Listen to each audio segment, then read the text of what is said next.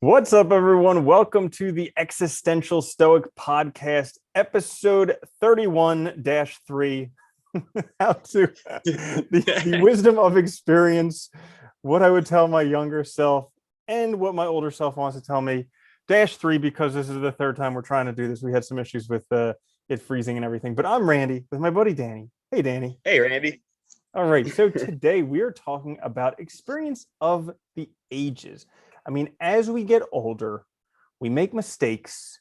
Hopefully, we learn from some of them. We get some experience under our belt, and then it's like, man, I wish that I knew this when I was younger, and all that fun stuff.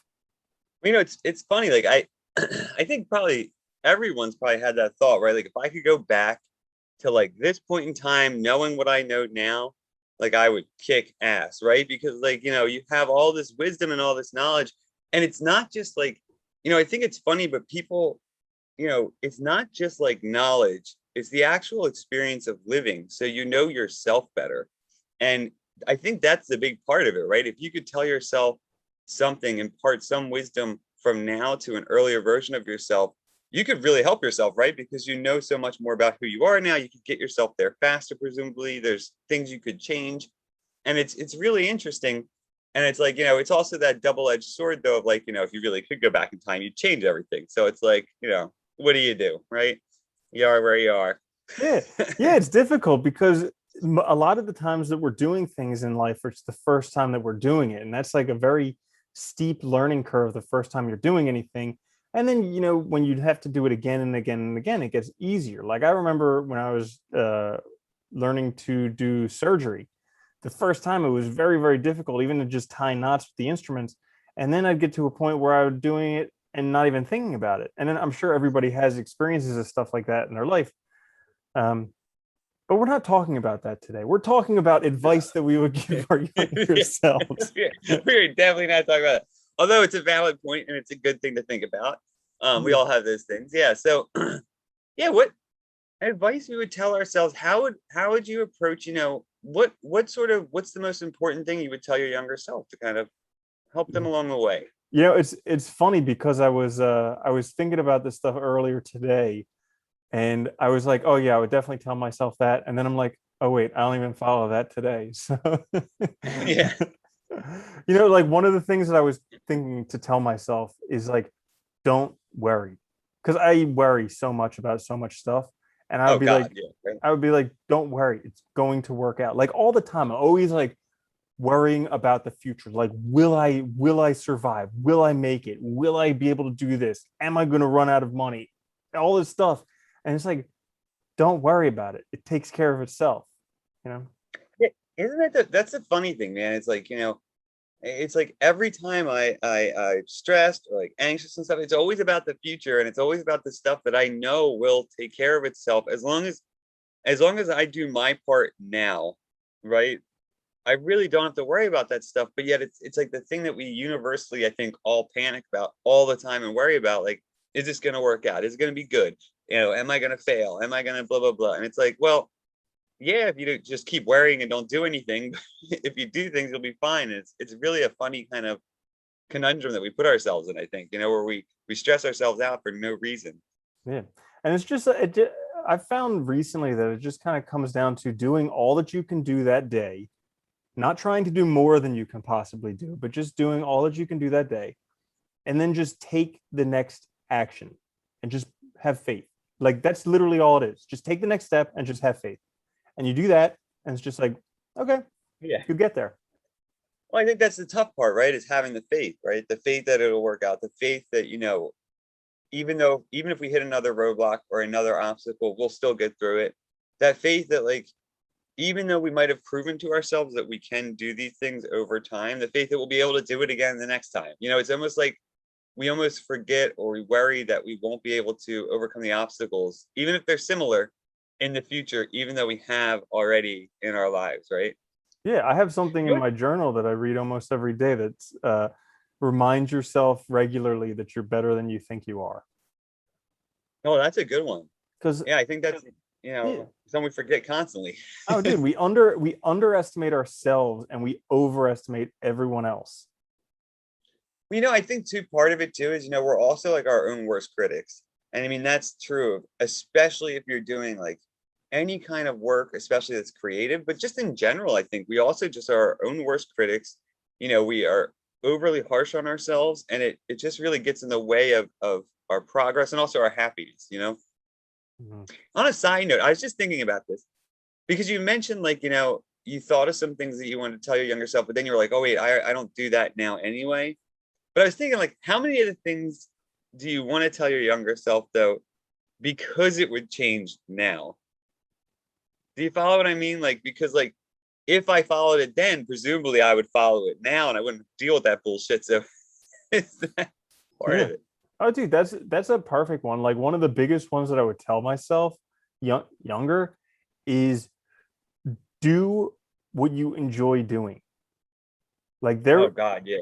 there was a big portion of my formative years, and I would say everything up until about 3 years ago, when I was doing things because there was an obligation. Like I felt like I had to do them. I remember you gave me like this brain exercise one time a while ago. You're like, if you didn't have the obligation, would you still do it? And whenever I have like a challenging situation, I always ask myself that, and I'm like, no, that's crazy. But for so Super long, counterfactual, right? yeah, there were so many things I was doing because I felt like it was an obligation. And even like, it's ironic because growing up as a kid, like I played Dungeons and Dragons. I made these little Warhammer fantasy models. I painted them. I read fantasy books like Lord of the Rings, and probably would have read Game of Thrones and everything if it was out when I was a kid. And like all that stuff, I got so shit on upon by society and everything for doing that. And now that's popular culture. And it's like, Yeah. I spend so much of my life trying to repress that and trying to be a tough guy, lifting weights, fixing Yeah. cars, all this stuff. And it's just, what was the point? Well, that's the fun. I think that's something important though, is like if you do what you enjoy and you stick with it, and you don't worry about trends. Because it's funny. I see this all the time with like kids going to school even now, right? Trying to plan their degree, and it's like if you look at trends, you might pick something that may pay off, but it's still a gamble because whenever there's a trend, you're flooding the market anyway in the current time. And if you follow trends, you're never following yourself. So you're always going to be doing something contrary to what you want to do, to what's right for you. And ultimately, that's not going to really make for a good life long term. But it's one of the hardest lessons, I think, for all of us to learn, right? Because we have that fear of security, safety, and all of that, the concerns with money and everything, that it makes it very difficult to follow what we want to follow. And then, like, in your situation too, like the social and peer pressure and everything, and the feeling like you have to present yourself a certain way, it sucks. It really does. Hmm. I mean, I think that's one of the biggest ones is don't worry about what other people think, right? Because that doesn't get you anywhere. They're not living your life. Yeah, but how does someone do that? Yeah, it's a tough one, isn't it? Hmm. I think it's funny. We often, I think, miss. Well, I don't know. Confidence, I think, a lot of times is being sure of yourself. But I think there's also another side to not worrying about what other people think. That's also like loving yourself and knowing who you are, right? That you know that your knowledge of who you are and what you're doing is correct because of your happiness or your enjoyment or because of your passion for it or whatever, however you want to phrase it. And so it doesn't matter what the world thinks you should be doing because that would ultimately be wrong, right? Like those counterfactuals do work really well, like, to kind of tell yourself, is this right for me? Is this the path I should be taking? But I think that's the thing we all struggle with, right? Because most of us don't know. you know? Hmm. Yeah. Yeah. One thing recently that I got about not worrying about what other people think, it's like, everybody's trying to cherry pick these different things of people's lives. They're like, I want his body or her body and their money and this person's family life. And it's like they want to cherry pick the the highlights of their life. And I heard it said that like you shouldn't want one part of someone's life unless you want the whole thing. And once I saw that, I saw that like, you know what, it really doesn't matter too much what other people think, because even though they may have this one thing, like I look at somebody who's very, very successful in the business that I have, and while I get green with envy about how much money they're making, Yeah. I don't want how they look physically. I don't want their personality. I don't Right. want, their family life and where they are living and all of that stuff. So it's like every time I get sick with envy, I just remind myself of all this other stuff that I do not want. Like I would not trade that at all to have what they're doing financially. See, I think that's a great way to look at it too, right? Is you're looking at the whole person rather than just like, like you said, cherry picking ideas, because I think we do that all the time though. We over sort of or hyper focus on one thing about their life or about the personality, about the person, and you miss everything else. And it's like, well, they only got that because of what they're doing, right? They only got that because of their whole life. And a lot of times, like that kind of either money requires a certain character that you might not want, or it might require like, totally ignoring like family and stuff and working all the time and like those kinds of things that like I think most people, if you really look at the whole life, it's asking yourself really deep down, like, what do I want, right? What do I want my life to look like? Do I want to live there? It's like, I think it's funny, like you see like a lot of times like with like what is like acting and stuff. What are the two big places people go to? New York and like LA, right? Because that's where most of the jobs are. And it makes sense if that's what you want to do. But it's like, if you hate the city, well, you have a problem. You have a fundamental issue then with living there. So it's like, I think it's like we have to understand that, it takes every life is a whole life. It can't be one component. That's a good one. I like that. Hmm. Yeah. Yeah. Yeah, I think I would tell my younger self too. I think something I still struggle with too is, like to be easier on myself.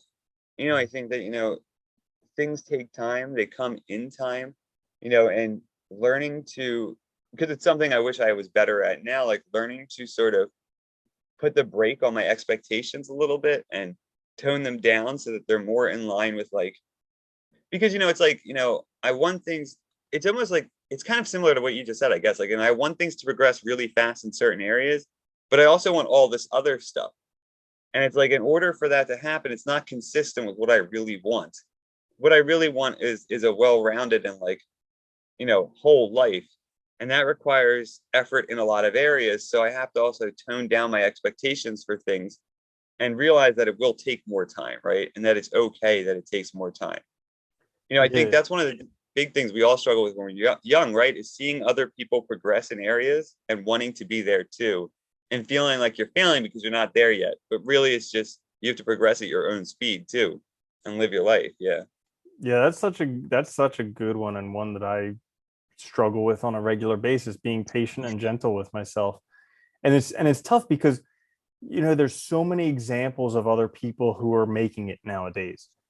We're Yeah. bombarded with imagery of all these people who have made it and all these successes and all these people who have done it, and why haven't you done it yet? What's wrong with you? Yeah. And like literally that's how stuff is marketed to us nowadays. It's like something's wrong with you, buy this, it'll solve that. Like literally that's marketing. And so it's very It'll fix difficult. it. Yeah, it's Yeah. very difficult to think that things aren't wrong with you, but uh just being able to be patient. Like I I read like the first chapter of Steve Martin's book, but Born Standing Up.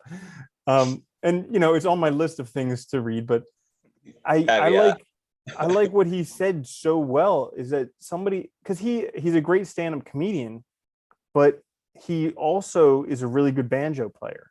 And they were asking him, how'd you become such a good banjo player? And he said, well, I figured if I give myself 40 years, I'll be really good at it. So I just kept practicing. Yeah. And I found that such a great perspective on pretty much anything that you want to do. Like another thing that I have written in my journal is that given a long enough time frame, I can learn anything. And it's just reminding myself that I have that long time frame to do it and not giving up too soon. Well, I think, yeah, we forget that so often, right? Because everything, and you're right, everything's sold to us to do it now. Even like the language learning apps are a great example, right? It's always like learn German, learn this or whatever, whatever language, French or whatever, in 2 weeks or 3 weeks. And it's like, you're not going to learn a language. You're not going to be an expert in language in 3 weeks. Maybe you'll learn some phrases. That's great. And, you could travel or whatever. But like, it's that expectation that you have to know the whole thing, right? And it's so flawed because the reality is like, yeah, you could, if anything you want to learn, you can become an expert. Giving yourself enough time, you can do it. It's not a big deal. Anyone can do it. You can become an expert in physics. You can be an expert in, whatever you want. Really, it doesn't matter. And it's just like, you just need to put the effort in. And when you look long term, I think it's helpful because it makes each incremental step easier because there's less pressure to have it all done right then and there, right? You realize that, okay, if I'm programming, I'm only going to learn the baby steps at the outset, right? I'm not going to jump from, learning the language at a basic level to then programming an entire thing, right? An app or something. It's not going to happen. It's going to take time and I need to do it slowly. And that's the best way to proceed, I think, with everything. Because we get, we sort of get better in the right way. We don't jump steps or we don't try and skip things that will later come back and make it more difficult. Yeah. Yeah, I like that one. Good. And it's also kind of going along with what you're saying. It's also noticing that while we can do anything, we can't do everything, and that can be really frustrating because like I know with like learning, I get down these loopholes. Like I start learning this, and I'm like, oh, but I want to learn all this, and then that's like 5 more books that I have to read, and then I'm like, oh, but I want to learn all this, and it's like it just you know it's kind of amazing the amount of knowledge that is available. Oh, it's insane. Yeah. It's like it's staggering the amount of knowledge that's available, really, if you think about it. Like you can, and it's funny because you can get down those holes where you just start going from one topic to the next, and it's fun. It's really fun. But at the same time, it's like you have to also focus on something. And I think that's a good one too. I mean, I just wisdom for my younger self is like, just pick something to focus on for 10 years, and just do it. And you will be good at it. It doesn't matter what it is. Just pick it and focus and do it. And if you don't worry about what other people think and you have the right mindset for your expectations, I think you'll do great with it. I think that's such a good one. Mm-hmm. So here's another one that I have. All right. Listen to some people and don't listen to other people. But I don't know how to tell the difference between which ones to listen to and which ones not to listen to. Isn't that the ditch of it though? Yeah, it's true, right? You can't listen to everybody. Because like, okay, so like I look back and all when I was young, my grandmother was always telling me, get into computers, get into computers, get into computers. And I always had like a natural predilection to computers and technology. And yet the whole time I was pushing it off. And then Yeah. I remember like when I was young, my grandfather was like, this Amazon thing is going to be something big. Look what they're trying to do. Put all books on a little device you can read with you. And like, wow, that would have been an amazing thing to invest in back then.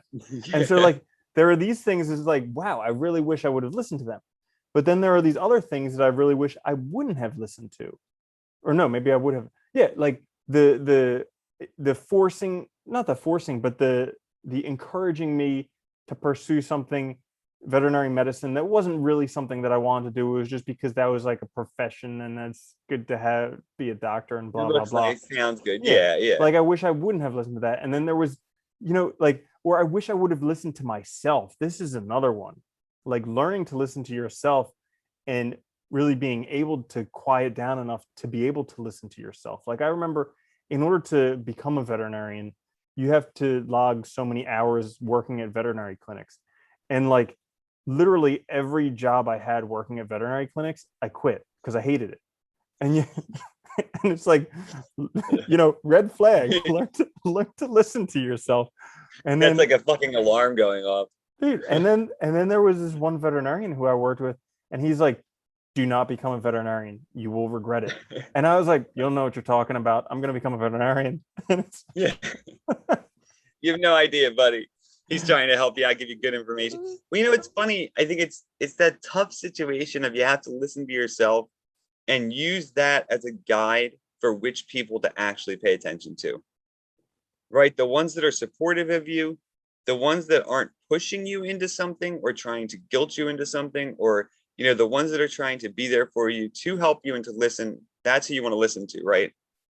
And it's difficult though. It's very difficult to parse that out in the moment, I think. it's very hard sometimes to realize it because you have all this other stuff going on. I think you're right. Like being able to quiet down and listen to ourselves is one of the things I think most people struggle with.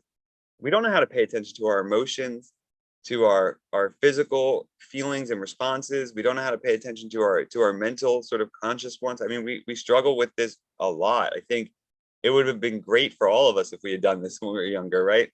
In preparation. I think one of the other things too, I just thought of this on a hindsight too. I think maybe goes hand in hand with what you're saying is, you know, I think one of the other things I would tell my younger self is don't be fooled by titles. They don't matter at all. The person matters, not their title, not their stupid, whatever they put in front of their name or whatever fucking position they have. None of that shit matters. The person matters beneath it, not, because anybody can get a position. Anyone can be called whatever they want. And really like look for good people, not for authorities or not for, these grandstanding, titles. Especially nowadays with all these experts or gurus, like literally anyone can be an expert, anyone can be a guru. It's and even like degrees, like getting a college education or whatever. Like you remember how much that was beaten into us? It was like Oh everyone God. was competing for what school they were going to go into. And nowadays it's like, you know what you get with a college degree? A job at Starbucks and $150,000 of debt. It's like, why You would know, you even and bother? the worst part is they still do it though to kids. They still beat in like, and it's like, it's such a funny thing too, because I really loved undergrad. I did. I had a great time and I felt like I learned a lot. I got a lot out of it. And it's like a certain part of me wouldn't trade that experience. But there's another part of me that's like, if it hadn't been, if we didn't push this value of school on kids so much, I might have done it differently. And I think that's the important thing, right? Not because that expectation to get it done right now in 4 years, to then right away go to the next 4 years. It's like to accrue all this debt when you could have slowed down and done it over 8, and probably not been in debt at all. You could have probably paid for it and realized that it doesn't actually matter really what school you go to and stuff. None of that shit really makes that much of a difference. It's more what you get out of it, right? Yeah. Yeah. Dude, if I could do it over again, here's what I would do it. Okay. This is literally the advice that I would give my younger self. I would say, um, first off, don't go to college. Uh, join the Air Force and do your 4 years at Air Force. And then when you're done at Air Force, uh, get a job at McDonald's. McDonald's has like the best business systems in place out of any business on the planet. Get a job at McDonald's and just learn as much as you can there. Then teach yourself how to program, which you can do for free online. And then once you have the discipline that you've gotten from the Air Force, you have learn the best business systems from McDonald's, you've taught yourself computer programming. Now you can go and do whatever you want to do because you can have an independent, a location independent job that pays really well, no debt, and probably the best skill set of anyone on earth. That's what I would tell myself.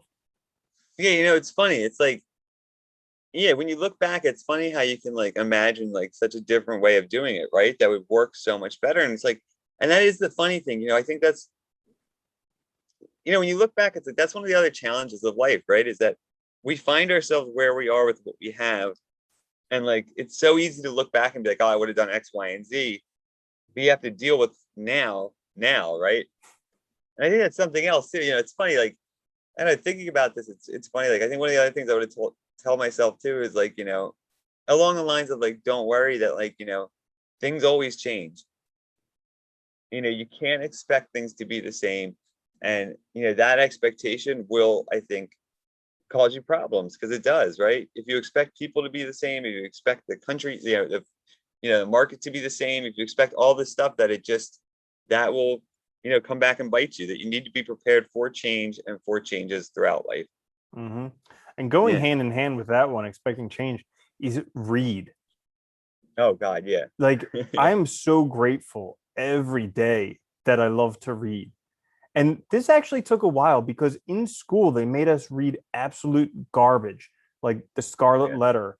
And it literally turns kids off of reading because you have to read garbage that has no impact on your life. It's like Canterbury Tales. It's like, and a lot of Shakespeare. It's like very difficult just to understand it. Whereas instead, ask kids, what's your dream? What do you want to do? Read a book on that. And it's like, all of a sudden, kids will be like, ooh, I enjoy reading. Look at all the stuff that I learned and I can apply that. And so, I hear this thing all the time that if you read 5 books in any subject, you'll be one of the top most experts in the world in that subject. That's all you need to do. Read 5 books on it.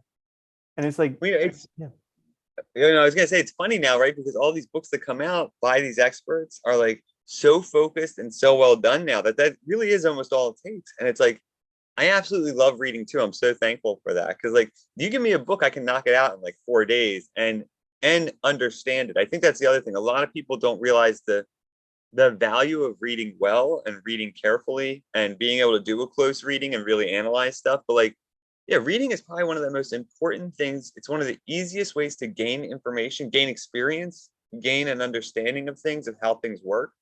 And yet so many people don't do it. It's amazing. I mean, like, I think that's one thing like I am thankful for is I've always read a lot. I think I would have told myself to read more actually at times than to read, anything else. Yeah. yeah. Well, That's I a good one. mean, the average American reads 1 book a year, and two of the most successful people on the planet, uh, Bill Gates and Warren Buffett, both of them were asked if you could have any superpower, what would it be? And both of them said the ability to read faster. Yeah. That's Crazy. funny. I always used to imagine that, like when I was younger, as if you could go to a library and just touch books and know the whole thing, like have read it. That would be awesome. Dude, I've had that fantasy So much. too. I've had that Yeah. fantasy too. It's so great. Like I mean, I remember reading stuff about Teddy Roosevelt, and they said that he could just read a book in a night, you know, and wow. Like speed read. Yeah. Hmm. Yeah. Yeah. It's amazing. And it's crazy though too, because like reading, like it's like it not only is it's like it's fun because you have all the fantasy and stuff, but like I think people forget too, there's a lot of value even in those books, but also then you have the histories, you have the biographies, you have like the actual like applied. It's amazing how much information is out there. And it's very the nice thing about reading too is it's very inexpensive. It's not a college course, it's like you get a book used for like a couple bucks, right? Rather than, you know, whatever, spending thousands of dollars on a course that probably doesn't teach you anything different anyway than what you read. Well, I mean, here's another thing. You read, let's say you read like what we did this past year, 100 books in a year. Okay. Yeah. Let's say you buy every one of those books, each book $10. So you spend $1,000 to get well beyond a college level education in a year. Yeah. It's like, it's, and that's if you buy them, you can get it all for free at a library, like you said. Yeah.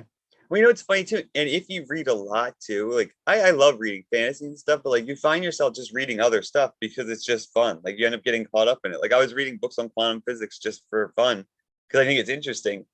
And it's like, it's just nice too, because I think it gives you that broader perspective. Because, we're so, I think that's one of the things I would also tell myself is, like I'm happy with that. I didn't get caught up in a specialization, I think is problematic because you don't know how to solve problems when you specialize. You need a broader open mind, and that reading can be a great way to that because it gives you ideas about things or it gives you ways to look at things through a different lens, right? That makes it you more capable to solve your problems, to deal with things and everything. It's nice. Yeah, it is. Reading's a good one. I think that's a good one. Mm-hmm. One of the other things I would tell myself too is um I one thing I would tell myself actually really honestly too is like to just have a short exercise program every day and stick to it. Just like something low impact, like because I've always loved like hiking, biking, and even even like work like weightlifting and stuff is fun, but like just like take a walk every day. I wish looking back, if I had done that every day, that would have been amazing. That's something that would have been cool because I do that now, and like if I could have done that every day, I think I always wonder what because you always get ideas on walks, you get the perspective, you go outside, like that would have been a good one, I think. Something just so simple like that. Mm. Yeah, definitely. It definitely has a big impact on your life, just getting the body moving in any way. No, yeah, yeah. It prevents. I mean, I mean, if you think about it, like we've talked about this before, but right, when do we always feel our worst? It's when we're not moving, right? When we're depressed, when we're laying around, when you're watching TV, it's like if that's what kills you. Mhm. So one other one that I think is really important is, uh, and this is one that I struggled with a lot when I was younger, is just loving yourself. Like I grew up feeling not good enough, and it took a long, and it was kind of like what I was mentioning earlier, where like everything that I did, I got ridiculed for doing it. And I was fat when I was younger and I got ridiculed for that. And I really took it personally. And so like actually learning to just love myself how I am, like that was something that took so much work to do, and just like trying it over and over again, like faking it till I made it. And even now it's just something where like on a regular basis I just like remind myself that I love myself however I am. And there's actually a really good book called Love Yourself Like Your Life Depends on It. Turns That's a out, good way to say it. yeah, it's Yeah. by Kamal Ravikant, who turns out to be Naval Ravikant's brother, who's like one of the No. people that I really like to Huh. model. And yeah, it's a really good book, and it's just, I mean, it's a short little book, but he really goes into how important it is and just a few practices you can do every day to help with it, because it really makes a difference. Like it gives you that self-confidence to just try it, because it's like, hey, win, lose or draw, I love myself. And not only that, but I really love that I'm putting myself out there and trying. So yeah. That's a good no, that's such a good one though. I think that's probably the most important thing you could tell yourself, right? Because at the end of the day, it's the only thing that matters. And it's really sad the what people do to each other and the way we try to make each other feel bad because we feel bad, right? I think so much of that like ridicule and so much of that like that trying to get people to be unhappy with themselves is really about the person that's trying to do it. It's about their own unhappiness. And I think, so if you love yourself, you can get beyond all of that. And it is, I think it's crucial, but it's not easy either, right? And it's like when we talked about when we did the episode on self-love, we were talking about, right? Like the things we say to ourselves, we would never say to a friend, right? The kind of criticisms we come up with and stuff are so harsh and so mean. And it's like when you really think about it, it's so unnecessary to beat yourself up like that. You would never say that to another person in your life. So why would you say it to yourself? Why would you think it's okay or that it's an appropriate evaluation, right, of the situation? Yeah. And I think it's really a cultural type of thing, where in the Western world we're a lot more afflicted by it. I remember the story of the Dalai Lama when he was talking in like LA or something like that, or San Francisco or something. He was talking about self-love, and somebody asked him, they're like, how do I love myself if I hate myself? And he had the translator translate it like 5 times. And it turned out that like he started crying because he couldn't even comprehend that somebody wouldn't love themselves. It was so like against nature for somebody not to love ourselves. But anyone from America is probably like, yeah, I hate myself all the time. Like what, you know, but it's definitely like a cultural thing that we have to Well, really combat. I think it's that, it's our whole system that pseudo meritorious system that really looks at every individual as either you succeed in these areas or you're an utter failure, right? And you should hate yourself because you failed. And that connection between success and failure and also your self-worth, because I think we connect our self-worth and our connection to ourselves with that whether or not we succeed in this system. And I think that's the problem, right? That there's nothing to we don't give ourselves, like people get really upset and depressed about like college debt and stuff, right? When they don't look at the larger picture, like you were forced into that decision when you couldn't even make those decisions, when you didn't even understand them.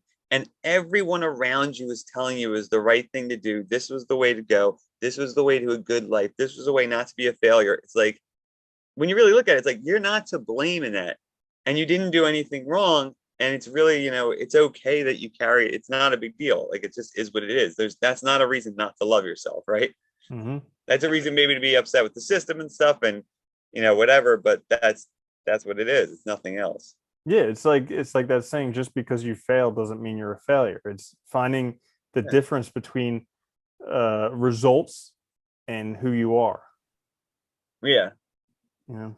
So Well, I think that's why we have such a hard time separating too. Is like, and I think that's a good one too to tell yourself, right? Is like, I am not simply the value of my productivity. I am not simply what I produce. I'm a lot more than that. I'm a whole person.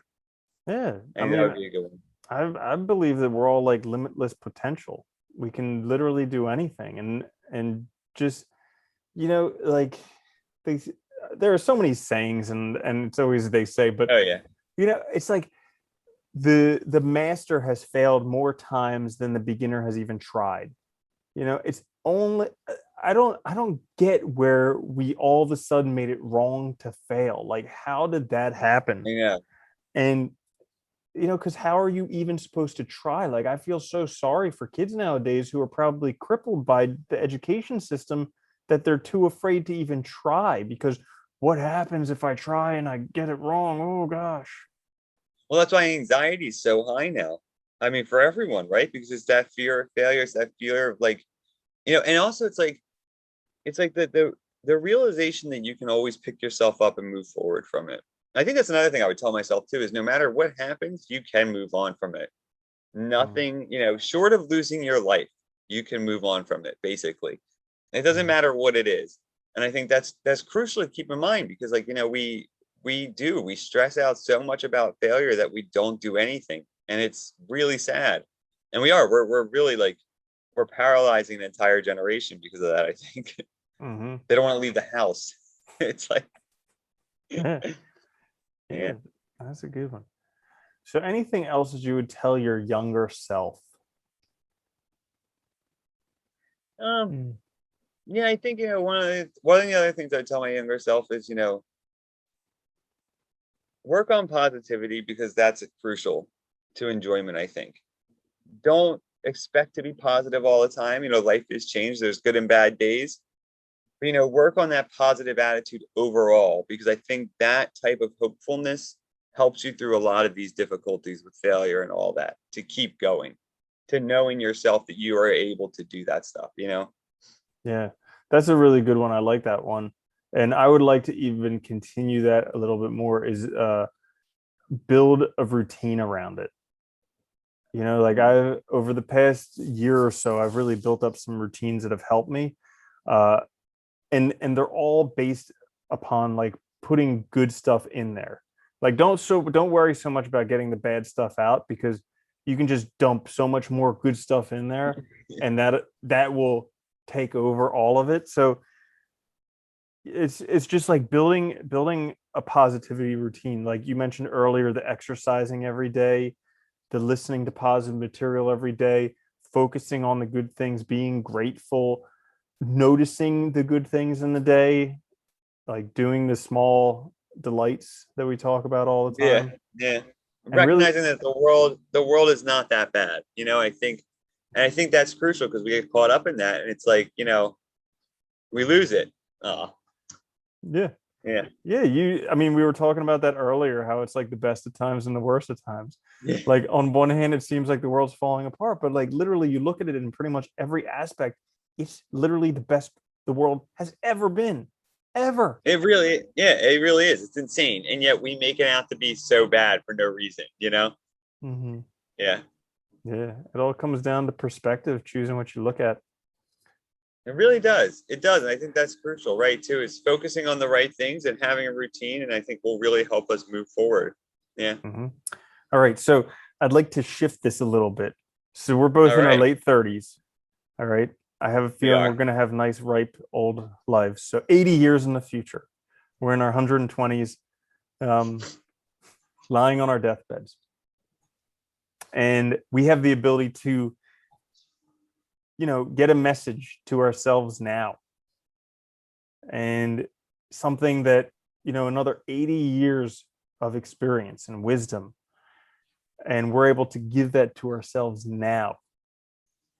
What do you think would be some advice that we would give ourselves Ooh. And maybe also another way to look at it is like your grandparents, Hmm. or like people who have passed. Maybe even you didn't even meet them. Like maybe just really wise people who have passed. And You've had what, the experience. yeah, Yeah. they had the experience. What do you think they would tell you? I think the first thing that comes to me is just like have faith and believe in yourself. You've got it. You've got it in you. You've got the power to do it. Just have faith in yourself. I think that's a crucial one, right? Is faith in yourself that you can get it done, that you can do it, because we can. I think there's nothing stopping us. I think that's a really important one to keep ourselves moving forward and to keep ourselves going in the right direction, right? That we can do it, keep trying. I think that's the one I would tell myself too, is just keep trying. Don't stop. The only way I know I'll fail is if I stop. Keep moving forward, keep pushing, and good things will happen if you keep at it. Hmm, that's good. Yeah, because if you keep moving, there's no way you can fail, and you're Yeah. going to get it. It's like you throw enough stuff at the wall. Eventually, the universe is going to give up and be like, might as well let them have it. Yeah. On the other side of that too, I think I would also add too, you know, it's important to be a good person too. Don't sacrifice your values and who you are for an end that you think that is superficial, like money or fame or any of that. Don't do that. Stick to your integrity and your values, because those will come back to haunt you later in a way I think that's very different from, a minor loss in income or something, right? Or even a significant loss in income. Yeah, like building up a character, building virtues, things like that. Like when you were saying that, what came to mind was both Jim Carrey and also Naval Ravikant. Both of them have become extremely successful, and both of them say that when you finally get it, they even wish that everybody would get everything that they're desiring, all the fame, the fortune, all of that, so they could realize that's not where it is. It's Yeah. the impact you have on other people. It's having peace of mind, a healthy body, a house full of love. Those are the things that are really worth working towards. Well, yeah, in the end, those are the only things that matter, right? Is it comes down to the value we put in it. And if we're always looking outside at the values external to us, we're never evaluating our own. And I think that's a crucial problem for a lot of people. Yeah. Um, what else would you add to that? Yeah, let's see. There was something. Hmm. I think we spoke about it earlier, but being patient. Oh God, yeah. Yeah, that's important. Well, patience crucial, right? Being able to endure through the difficult times and being able to really, I think, slow down in the good times, right? And enjoy them. And I think that's all a part of patience. It's in, That that's what it was. What you just nailed it right there. Is appreciating where you are. My grandmother always used to say that to me. She, like, literally every time we met, she's like, Randy, life goes by so quickly. She's like, I still feel like I'm 18 years old. And she was like 80, 90 years old at the time. And she's like, I still feel like I'm 18 years old. It goes by so quickly. You need to enjoy it and cherish it. And I think that's such a tricky thing, because there's so much pain that we go through on a regular basis, and especially mental suffering that we go oh through on yeah. a regular basis. And being able to enjoy it and cherish it through all of that. Like one exercise that I'm working on recently is finding the irony in the situations. Because it's That's a good it's one. always like it's always like the things that we want really hard, we get them, but it's just like doop, little bit different, and it's like, oh, that can be such suffering. And you know, I really am working on trying to laugh at those types of things, because it's like, how could the universe work out this perfectly to where that happened? Well, it's funny too, because I think it's great advice though, right? Because it's like it's also so easy to get caught up in things, to get caught up in what we're doing, that we miss everything around us and don't enjoy it at all. And you focus too much on overcoming the suffering or whatever, but you miss the enjoyment. And it's like, well, then what's the point? It's like, I think that's the other difficulty in this, is like, that slowing down, taking a chance to actually enjoy what we're doing, enjoy ourselves, is so important, because that's really, I think, where happiness is, right? Mm-hmm. Yeah. And along those lines, it's like, allow yourself to be you. We spoke about this earlier, advice that we would give our younger selves. And but like allowing yourself to actually be you, and with your flaws and everything, you know.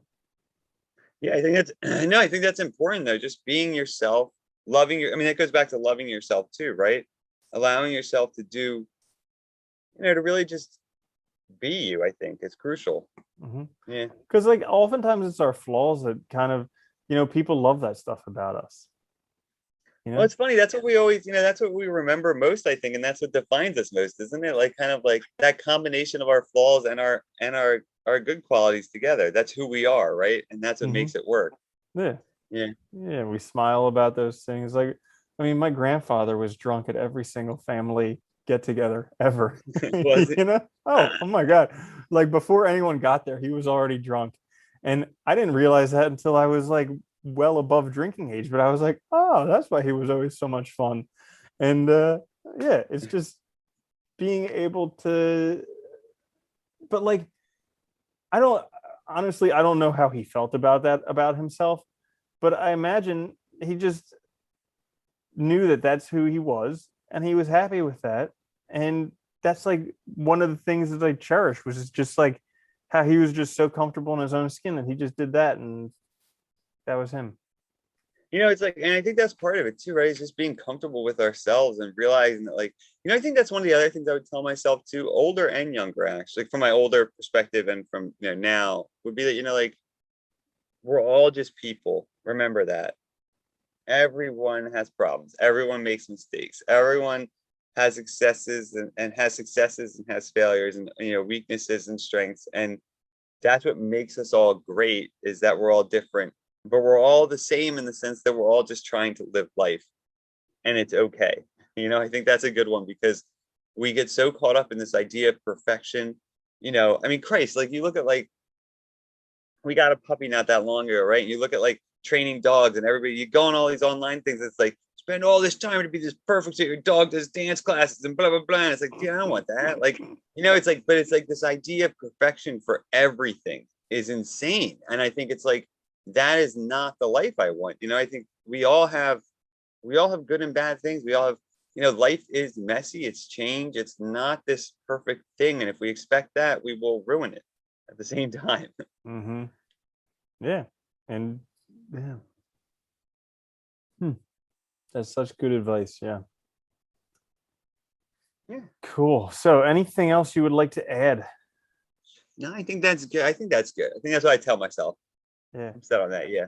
Yeah. If I had to sum it up, I would just say, you know, love yourself like your life depends on it. Be more grateful than you can even believe. And then just, you know, cherish the moments. Yeah, I think your gratitude should outweigh your desires, right? And your wants. You should be grateful for more than you want, more than you desire, and just cherish life. It's amazing that we're even here, right? This is fucking pretty incredible when you think about it. That, we're on this whatever the hell ball of rock and water and stuff floating around, and we happen to be able to think. And even though it feels like a curse sometimes, it's actually a good thing, so we're aware of it. Yeah, Mm-hmm. Amen. I like Well, that. yes. So thank you everyone for joining us on this episode of the Existential Stoic podcast with me, Randy, and my buddy Danny.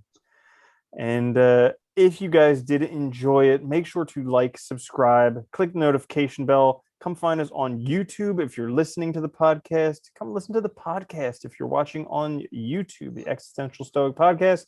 We will catch you next time. Midweek, we have a quick fix, a short little 10-minute episode. I believe this week we're doing gratitude. Oh, It's the best gratitude. Nice. attitude. Yeah. Yeah. All right. I'll catch you later, Danny. Later, Randy.